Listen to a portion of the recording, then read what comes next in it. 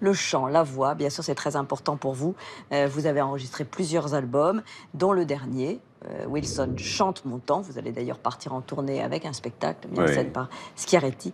Voici une grande soprano que vous connaissez forcément. Elle est jeune, mais elle est déjà célèbre. Elle a chanté en France l'année dernière dans le Barbier de Séville. C'est Preti Yende, elle est sud-africaine et elle sera bientôt Lucia de la Mer Mort à l'Opéra Bastille. Son portrait par David Caillon.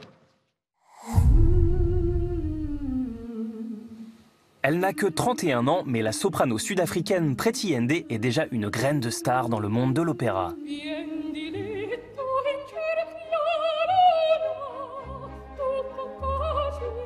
Aujourd'hui, Preti Yende chante sur les plus grandes scènes d'opéra, de la Scala de Milan, en passant par le Metropolitan de New York, et son agenda est rempli jusqu'en 2020. Auréolée de ses succès, elle sort son tout premier album, A Journey, avant qu'on ne la découvre en Lucia dans l'opéra de Donizetti à partir du 14 octobre à l'Opéra Bastille. Le parcours de Preti Yende débute dans un township alors que l'Afrique du Sud applique encore le régime de l'apartheid.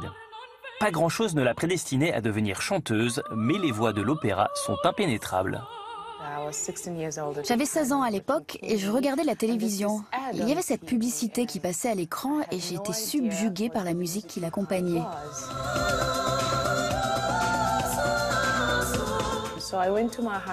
Donc le lendemain, je suis allée voir mon professeur et il m'a dit que c'était de l'opéra. Et je lui ai dit, il faut que j'apprenne ça parce qu'il y a quelque chose dans cette musique qui me donne tant de joie que je voudrais faire partie de ce monde-là et ensuite le partager.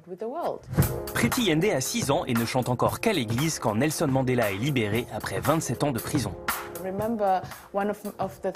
Ce dont je me rappelle, c'est qu'à cette époque, pendant l'apartheid, la plupart des Noirs n'avaient pas le droit d'apprendre la musique.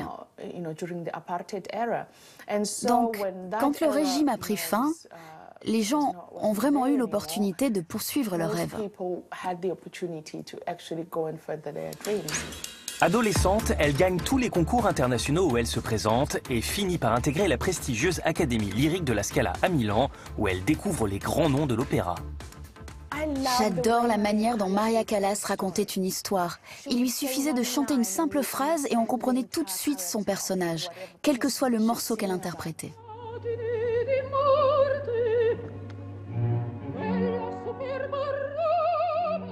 En 2013, elle est appelée à la dernière minute par le Metropolitan de New York pour remplacer la tête d'affiche dans un opéra de Rossini. Au moment où sa carrière va décoller, Preti se prend les pieds dans le tapis. Tomber devant 4000 personnes, c'est intimidant et pourtant, à partir de ce moment-là, je me suis dit, je suis là, je veux chanter, j'ai ma place ici.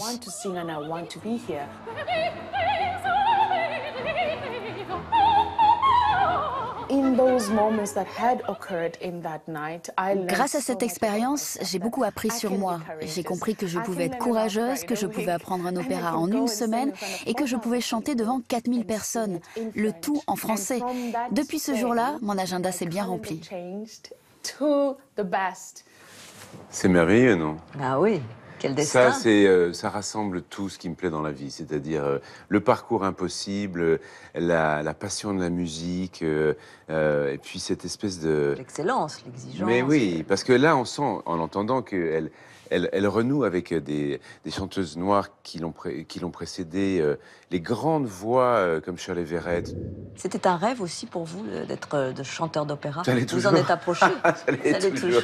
J'ai chanté à la Scala. Oui. Parce que Le Candide, dont on a vu quelques extraits, j'ai eu la chance de le chanter 10 fois à la Scala. Et je sais que ce qu'elle a vécu en montant sur cette scène, pour moi, dans ma vie, allez, je fais des films, des mises en scène, etc. Le plus beau souvenir, celui dont je suis le plus fier, c'est d'avoir chanté 10 fois à la Scala sans me faire sortir. Même plutôt, c'est bien passé. J'annonce avec un petit peu de vanité et de fierté.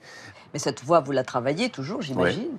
Elle peut progresser, elle peut changer. Vous savez, quand on est acteur, c'est très intellectuel et c'est très abstrait. Le chant, c'est comme la danse, ce sont des choses concrètes qu'on peut faire tous les jours. C'est un moyen de se retrouver soi-même et de faire le point de là où on est. C'est un disque qui est sorti il y a quelques mois maintenant. Ouais.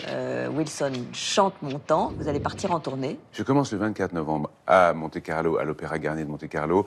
Une quinzaine de dates avant Noël et 2 mois de tournée février-mars, dont un passage à Paris au Trianon, vers le 25 février, TNP Villeurbanne et les grandes villes. Voilà. Et c'est Christian Schiaretti qui fait la mise en scène de ce spectacle qu'on va avec ses découvrir. musiciens.